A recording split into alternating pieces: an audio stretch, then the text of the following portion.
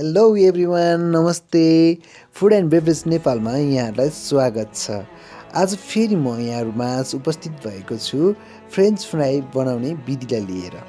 धेरै जस्तोले मन पराउने फ्रेन्च फ्राई कसरी बनाउने भन्ने कुरा म यहाँहरूलाई देखाउन गइरहेको छु। सुरु गरौँ है त। सर्वप्रथम हामीले अलि लामो ठुलो आलुलाई लिएका छौँ। साथमा हामीले एउटा स्टिलको बाउलमा पानी लिएको छौँ, तपाईँ देख्न सक्नुहुन्छ। अब यो आलुलाई हामी क्रमशः ताछौँ।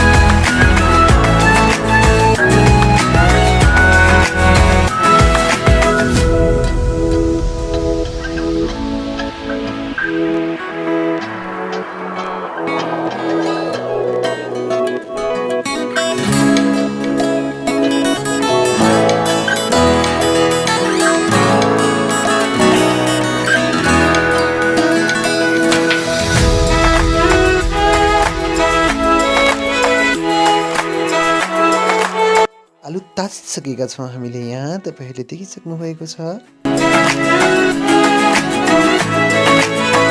हामी यो ताछेको आलुलाई फ्रेन्च फ्राईको लागि काट्न गइरहेका छौँ। सर्वप्रथम हामी आलुको सबैपट्टिको भागको थोरै साइडलाई पातलो गरेर काटेर निकाल्छौँ।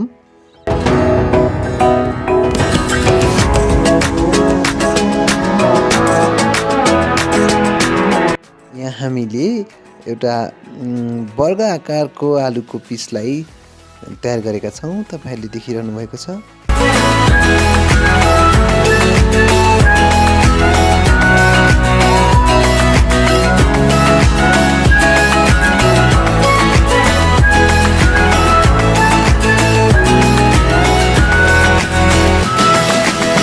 यसबाट निक्लिएको साइडको पातलो भागहरूलाई हजुरले तरकारीहरूमा अरूमा पनि युज गर्न सक्नुहुन्छ।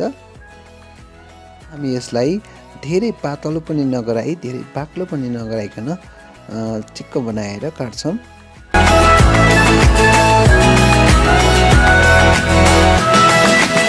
आलुलाई हल्का पातलो गरेर काटिसकेपछि हामी यसलाई फिङ्गरको आकारमा लामो गरेर काट्छौँ। यहाँ तपाईँ देखिरहनु भएको छ। हेर्नुहोस् त हामीले कसरी काटेका छौँ। यसरी तपाईँहरूले पनि काट्न सक्नुहुन्छ। जसरी हामीले यहाँ काटेका छौँ हजुरहरूले देख्नु भएको छ। यदि हजुरहरूले यसरी काट्नलाई सक्नु भएन भने हजुरले स्केलको सहायताले पनि यसलाई काट्न सक्नु।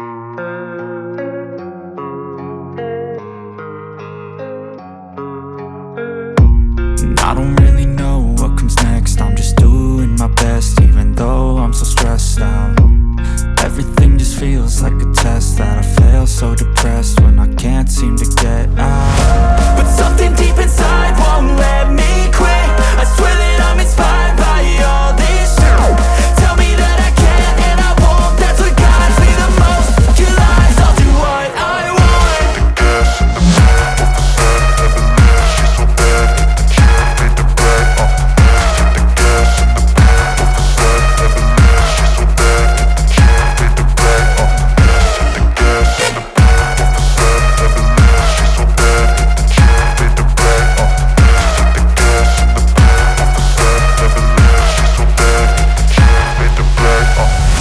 I'm inspired by thirst, I'm inspired by worth. I desire your worst, so you can just hide while I work. I ain't tired, you first. I'll write a second, third verse about the lies you go disperse. You never did shit, I know it hurts. But something deep inside won't let me quit. I swear that I'm inspired by all this shit. Tell me that I can't and I won't. That's what guides me the most. Your lies, I'll do what I want.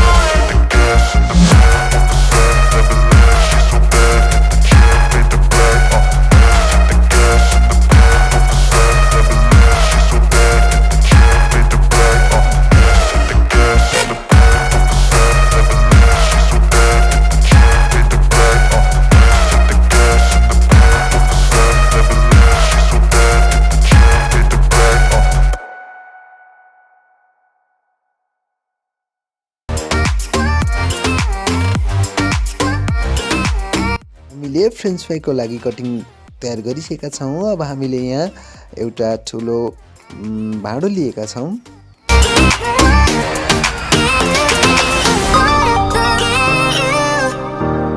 अब हामी यो भाँडोमा जति हामीले French फ्राईको लागि काटेको आलु छ त्यो सम्पूर्ण राखिदिन्छौँ। भाँडोमा आलु राखिसकेपछि अब हामी यसमा सफा पानी राख्न गइरहेका छौँ।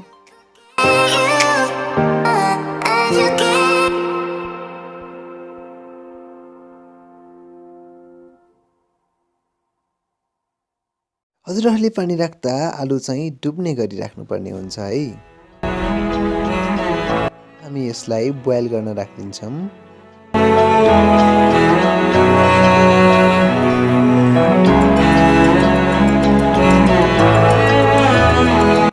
हल्का तातो भइसकेको छ।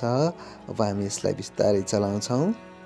लगभग नउम्लेको पानी छ र हजुरले चिसो पानीमै पकाउन लाग्नु भएको छ भने हजुरले यसलाई 7 देखि 10 मिनेटसम्म पकाउनु पर्ने हुन्छ र यसलाई पानी उम्लिसकेपछि राख्नु भए पनि हुन्छ। यदि पानी उम्लिसकेपछि राख्नुभयो भने यसलाई चाहिँ 4 देखि 5 मिनेट बोइल गर्नुभयो भने हुन्छ। यसलाई चाहिँ हाफ बोइल मात्रै गर्नुपर्ने हुन्छ। तपाईँहरू देख्न सक्नुहुन्छ यहाँ उम्लिसकेको छ।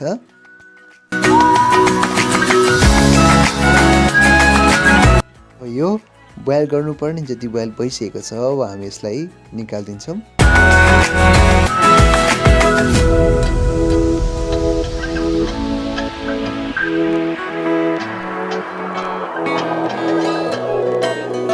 हेर्नुहोस् त यो कतिको पाकेको छ। हजुरहरूले पनि देखेर थाहा पाउनुहुन्छ। हजुरहरूले पनि बोइल गर्दा यतिको मात्रै हुने गरी बोइल गर्नुभयो भने फ्रेन्च फ्राई बनाउनको लागि एकदमै उपयुक्त हुन्छ। बोइल गरेर निकालिसकेपछि यसलाई पूर्ण रूपमा सेलाउन्जेलसम्म बाहिर राख्नुपर्ने हुन्छ।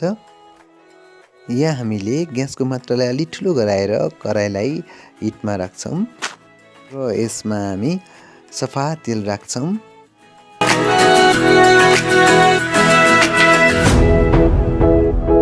यहाँ देख्न सक्नुहुन्छ तेल एकदमै हिट भएको छ।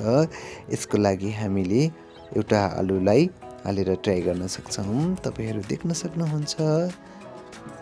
अब हामी यो आलुलाई यो हिट भइरहेको तेलमा राखिदिन्छौँ। फ्रेन्च फ्राई राम्रो बनाउनको लागि फ्रेन्च फ्राईलाई 2 पटक फ्राई गर्नुपर्ने हुन्छ र यहाँ हामी त्यसै गर्न गइरहेका छौँ। पहिलोचोटि फ्राई गर्दा तेलको हिटलाई 360 डिग्री भन्दा पनि माथिको हिटमा फ्राई गर्नुपर्ने हुन्छ। पहिलोचोटि फ्राई गर्दा यदि तेलको हिट 360 डिग्री भन्दा माथि छ भने आलुलाई 1 मिनेटदेखि 1 मिनेट 10 सेकेन्ड मात्रै फ्राई गर्नुपर्ने हुन्छ।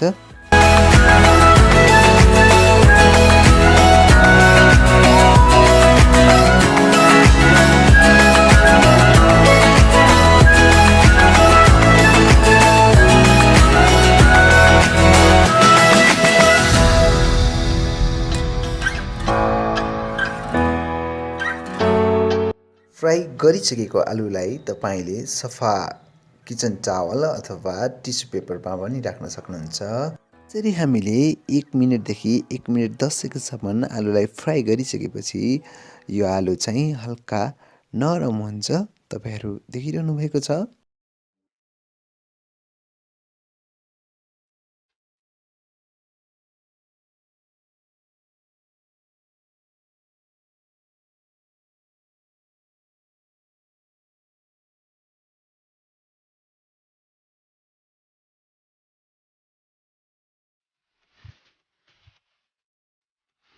हामीले सबै आलुलाई पहिलोपटक फ्राई गरिसकेका छौँ।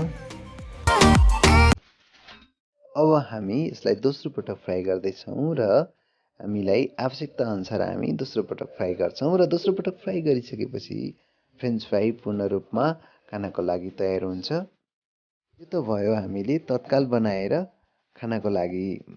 अब यसलाई हामीले यसरी फ्राई गरेर फ्रिजमा नर्मल फ्रिजमा राख्यौँ भने यो हप्ता दिनसम्म पनि तपाईँको केही हुँदैन र यसलाई तपाईँले आफूलाई खान मन लागेको बेला तेल तताएर नर्मल हिटमा जतिखेर पनि फ्राई गरेर खान सक्नुहुन्छ।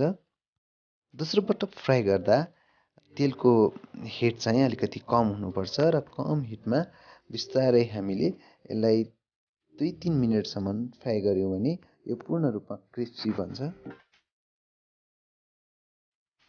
हेर्नुहोस् त यो गोल्डन ब्राउन भइसकेको छ। अब यसलाई हामी बिस्तारै निकालिदिन्छौँ।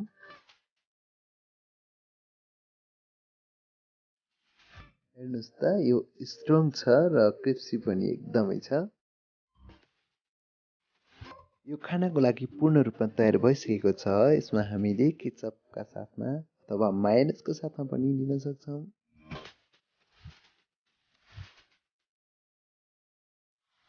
अब हामी बाँकी रहेकोलाई यो बट्टामा राखेर नर्मल फ्रिजमा राखिदिन्छौँ।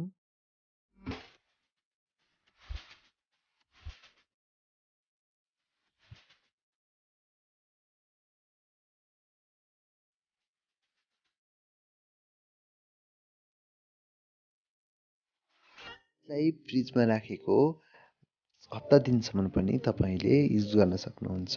नर्मल फ्रिजमा राख्नुहोला, डिपमा यसलाई फ्रोजन गराउनु हुँदैन। यो फ्रोजन गरायो भने चाहिँ बिग्रन्छ फेरि। यसरी हजुरहरूले फ्रेन्च फ्राई घरमै पनि बनाएर खान सक्नुहुन्छ। यसका लागि तपाईँले हामीले अपनाएको विधिलाई अपनाउनु भयो भने तपाईँले अवश्य पनि एकदमै स्पेसल फ्रेन्च फ्राई बनाउन सक्नुहुन्छ र खान सक्नुहुन्छ भन्ने मेरो आशा रहेको छ।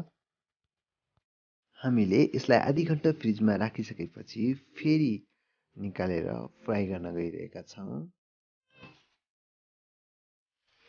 र यो नर्मल हिट भइरहेको तेलमा हामी यसलाई राखिदिन्छौँ र यसलाई हामी बिस्तारै चलाउँछौँ र यसलाई यसरी 2 देखि 3 मिनटसम्म फ्राई गर्नुभयो भने एकदमै क्रिस्पी फ्रेन्च फ्राई बन्छ।